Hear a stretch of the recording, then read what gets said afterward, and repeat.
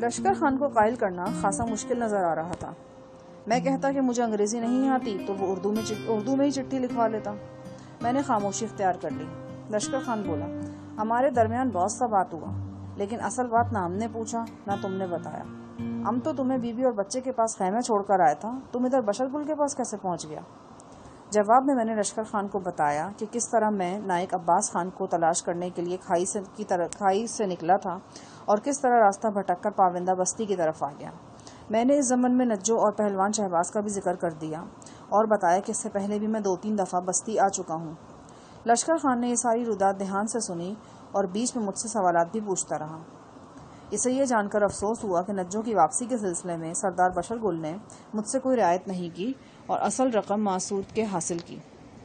تاہم اس کے نزدیک یہ سب کچھ حسب معمول تھا، کیونکہ خانہ بدوش ایسے معاملوں میں بہت سخت واقع ہوئے تھے۔ عباس خان کا ذکر کرتے ہوئے لشکر خان نے کہا، زندگی اور موت خدا تعالیٰ کے ہاتھ میں۔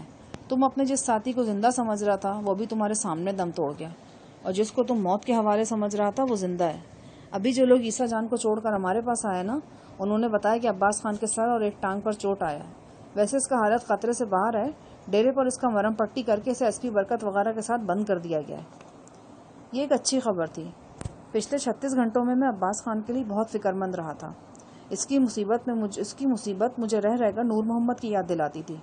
اٹک جیل میں تڑپ کر جان دینے والا نور محمد بھی تو عباس خان کی طرح ایک خوش آواز شخص تھا۔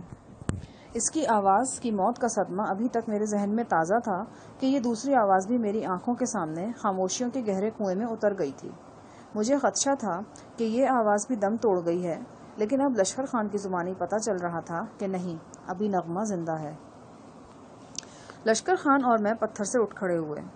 لشکر خان واپس سردار بشر گل کے جھونپڑے میں جانا چاہتا تھا، جبکہ میں نجو سے 2 باتیں کرنا چاہتا تھا۔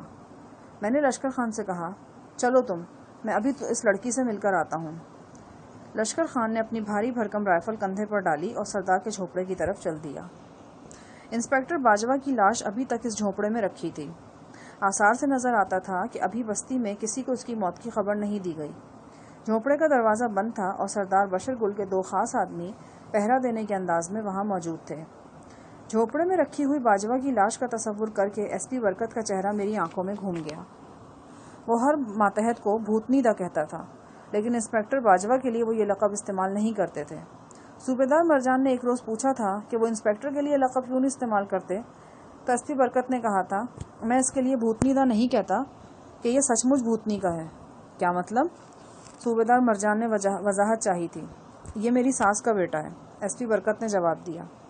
آج ایس پی کا وہ خوش باش برادر نسبتی انسانوں سے اور دنیا سے ہر نسبت توڑ کر راہی عدم ہو گیا تھا۔ میں دھیمے قدموں سے نجو کی طرف روانہ ہو گیا۔ جھونپڑے میں نجو نے گڑ کے چاول پکا رکھے تھے۔ چاولوں کی خوشبو جھونپڑے میں اور جھونپڑے سے باہر پھیلی ہوئی تھی۔ یوں لگتا تھا کسی بڑے دیگچے میں یہ ڈش تیار کی گئی ہے۔ میں نے جھونپڑے کا درمیانی پردہ اٹھا کر دیکھا تو یہ اندازہ درست نکلا۔ نجو ایک دیگچے کے پاس بیٹھی تھی۔ آج اس نے نیا لباس پہنا تھا اور بال بھی سلیقے سے باندھ رکھے تھے۔ رات والی سوگواری اب اس کے چہرے پر نہ ہونے کے برابر رہ گئی تھی۔ نجو بن سنور کر معقول شکل و صورت کی دکھائی دینے لگی تھی۔ اس معقول صورت میں اس کی جسمانی دلکشی شامل کر دی جاتی تو وہ سینکڑوں ہزاروں عورتوں میں ایک تھی۔ میں نے پوچھا، یہ اتنے ڈھیر سارے چاول کیوں پکائے ہیں؟ وہ ذرا شرما کر بولی، صاحب جی، میں نے منت مانی تھی۔ کیسی منت؟ یہی کہ آپ یا شہباز میں سے کوئی 2 روز میں واپس آ گیا تو میٹھے چاول بانٹوں گی۔ اللہ نے میری سن لی ہے، اب مجھے بھی منت پوری کرنی چاہیے۔ شہباز والی بات تو میری سمجھ میں آتی ہے، لیکن میرے آنے سے اتنی خوشی کیوں؟ میں تو تمہارے لیے کوئی اچھی خبر نہیں لایا۔ آپ آ گئے یہی بڑی بات ہے، اب اللہ سونا کرم کرے گا تو اچھی خبر بھی آ جائے گی۔ اس کی آنکھوں میں ایک دم آس کے دیپ جل اٹھے، وہی دیے جو پچھلے 1 ہفتے سے شب و روز جلائے ہوئے تھی۔ وہ ان دیوں کی روشنی میں وہ ایک تاریک راستے پر اپنے گھر والے کی راہ دیکھ رہی تھی۔ اس شخص کی راہ جو اس کے ہونے والے بچے کا باپ تھا، جو اس کی زندگی میں شوہر بن کر آیا تھا اور لٹیرا بن کر دفع ہو گیا تھا۔ نجو کو اس کی دغابازی کا کچھ پتہ نہیں تھا۔ وہ اسے سر کا تاج سمجھ رہی تھی اور دن رات اس کے لیے دعا گو تھی۔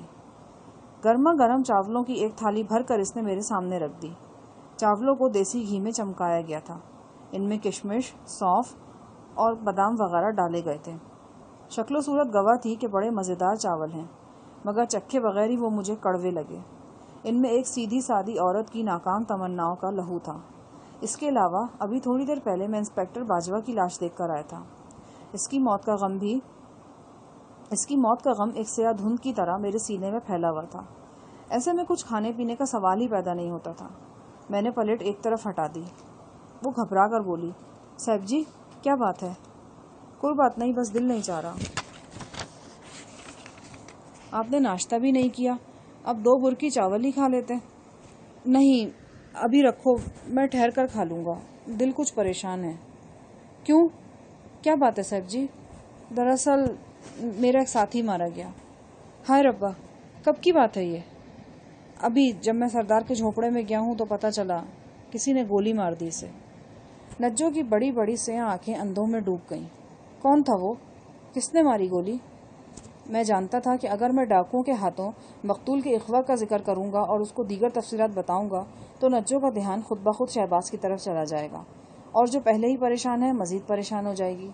میں نے گول مول بات کی اور اسے بتایا کہ مقتول شکار پارٹی میں ہمارے ساتھ آیا تھا، بعد میں کہیں کھو گیا تھا، شاید بارڈر کی طرف نکل گیا تھا، وہاں کسی نے اسے گولی مار دی۔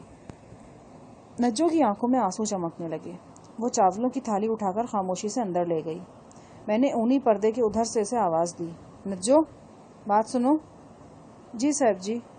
وہ گمسم سی میرے سامنے آن کھڑی ہوئی۔ دیکھو اگر چاول پکا لی ہیں تو بچوں وغیرہ کو کھلا دو، انہیں ضائع مت کرنا۔ یہ کیسے ہو سکتا ہے صاحب جی؟ سردار کے جھونپڑے میں آپ کے دوست کی میت پڑی ہے اور میں یہاں چاول بانٹتی پھروں، تو پھر کیا کرو گی؟ پھینک آؤں گی ڈنگروں کی کھرلی میں۔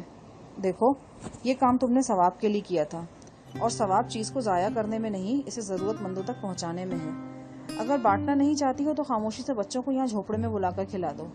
میں سردار کے جھونپڑے میں جا رہا ہوں، وہاں کفن دفن کا انتظام کرنا ہے، شام کو واپس آؤں گا۔ نجو سر جھکا کر ناک سے سو سو کی آواز نکالتی ہوئی واپس چلی گئی۔